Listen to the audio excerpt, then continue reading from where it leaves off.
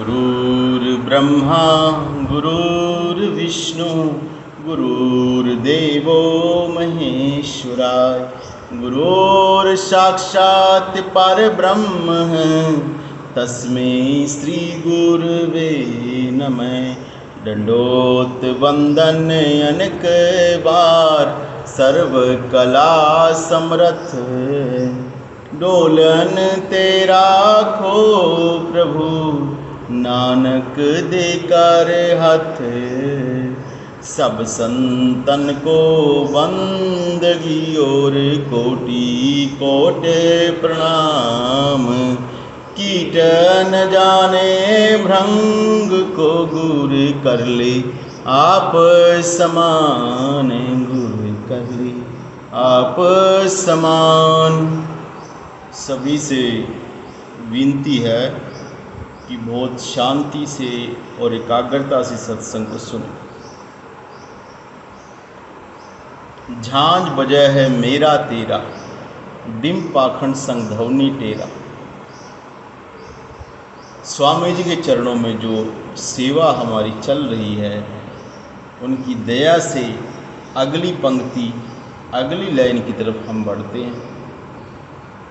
वो कहते हैं, चेतावनी की जो लाइनें आ रही है, जैसा कि हमने इससे पूर्व भी लाइन पर विचार किया, ये हम जीवों को चेताने के लिए उन्होंने हम पर बख्शिश की है।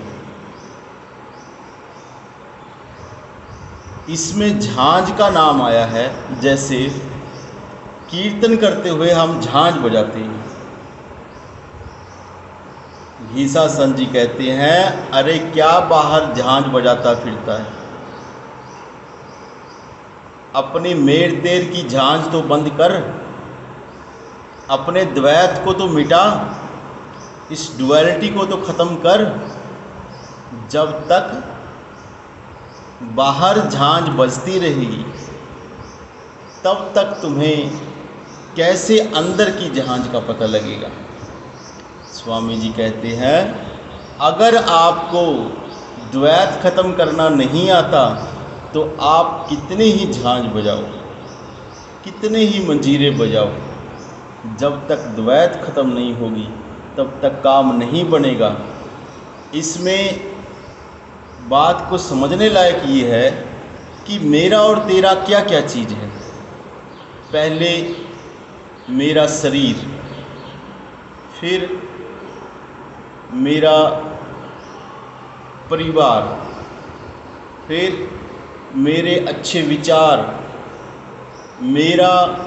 मैं धार्मिक, मेरा धर्म, मेरा देश, ऐसे ऐसे करके ये बढ़ता जाता है। जहाँ मेरा वहाँ तेरा तो अपने आप ही। जब हम ये कहते हैं कि इस बाउंड्री के अंदर की जो जगह है वो मेरी है, तो बाउंड्री के बाहर की जगह तो पराई, तेरी अपने आप ही होगी। जब हम कहते हैं ये शरीर मेरा, तो इसके अलावा जितने भी शरीर, जितनी भी बॉडियाँ हैं, पराई अपने आप ही होगी, वो दूसरे की होगी। इस तरह से मेरा के साथ ही अपरोक्ष में तेरा भी है, और जहाँ मेरा ख़त्म हो जाता है वहाँ तेरा भी ख़त्म हो जाता है।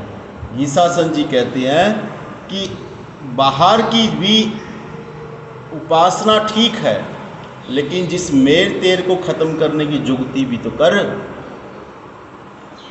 डिम पाखंड संग धवनी टेरा, और बाहर शंख बजाने की बात कही है। कितने ही बार संत जो है ऐसी चोट मारते हैं, अगर आप किसी आम इंसान को पूछोगे तो वो कहेगा हम आहत हो गए, हमारी धार्मिक भावना को ठेस पहुंच गई। लेकिन ये जगाने की बात है।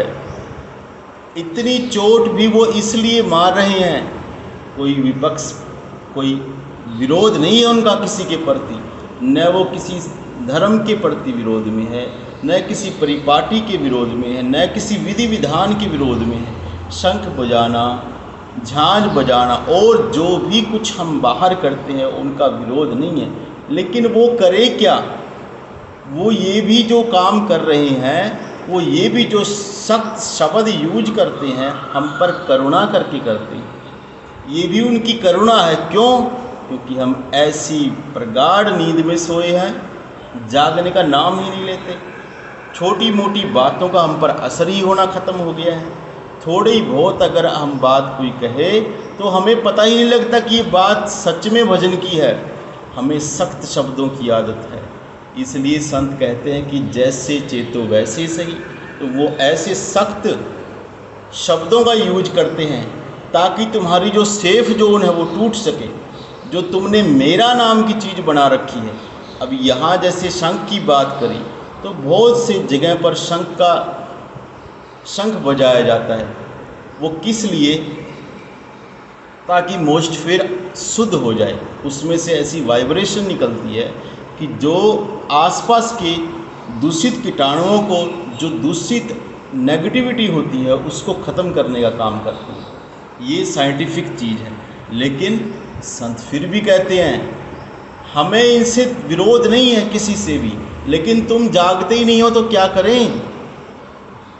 तुम जागते ही नहीं हो इस बात के कहे बिना। जब तक तुमको आहत नहीं किया जाएगा, तुम पर चोट नहीं की जाएगी, तुम जागने का नाम ही नहीं लेते। इसलिए संत सख्त शब्दों में कहते हैं क्या झांझ बजाता है और क्या शंख बजाता है। डिम पाखंड शंख धवनी, ये डिम हाँकदा तुम, ये निरा पाखंड जो शंख बजाते हैं निरा पाखंड है। संत कहते हैं ये बिल्कुल पाखंड है। क्यों?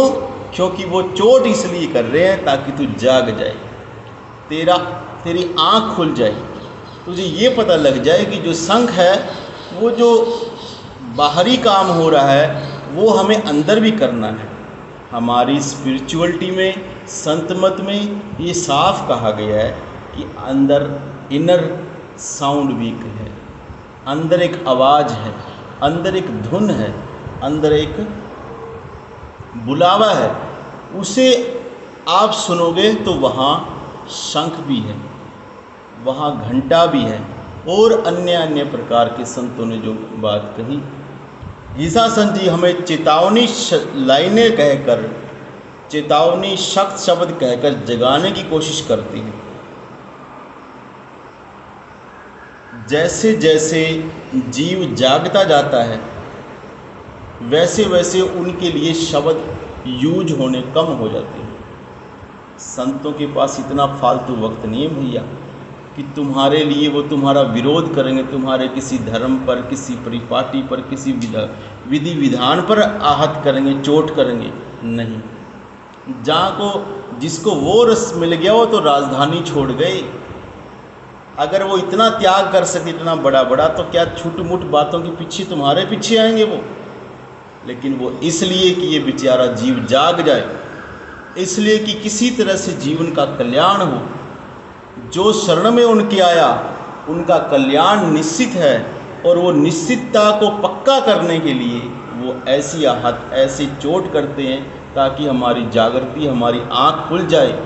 जागृत भजन सबसे ज़्यादा प्रमाणित होता है।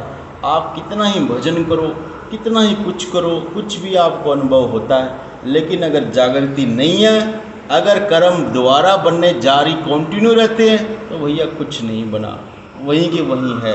क्योंकि कर्म का जो सर्कल है वो टूटा नहीं, वो कर्म का सर्कल तोड़ा नहीं, अभी तक वो टूटा नहीं है। अनुभव हो सकते हैं, हम मना नहीं करते, अनुभव है, हो सकते हैं, लेकिन कर्म जुगात जब तक नहीं टूटेगी तब तक आपका बनेगा क्या? नए नए कर्म तो फिर बनते जा रहे हैं।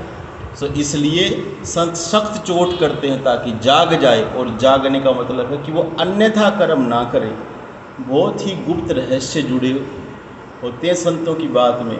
इस लाइन में, इस पंक्ति में आज हमें गीसा संत जी ने समझाया है, चेतावनी देकर, चिताकर कि जो बाहर तुम करते हो अंदर भी तो देख ले, मेरा तेरा छोड़ दे।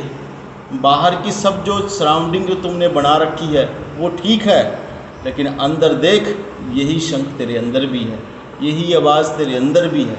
और ये सभी संतों ने समान रूप से कहा है। आज का बहुत अच्छा विचार है, बहुत बढ़िया। हम स्वामी जी के चरणों में लगे हैं। ये आरती के जो वचन रोज़ हमें सुनने को मिलते हैं, ये हमारे ऊपर दया ही है सबके ऊपर। बहुत अच्छे भाग होते हैं जो संतों की दया हम जीवों पर होती है। बहुत बहुत धन्यवाद। साथ साथ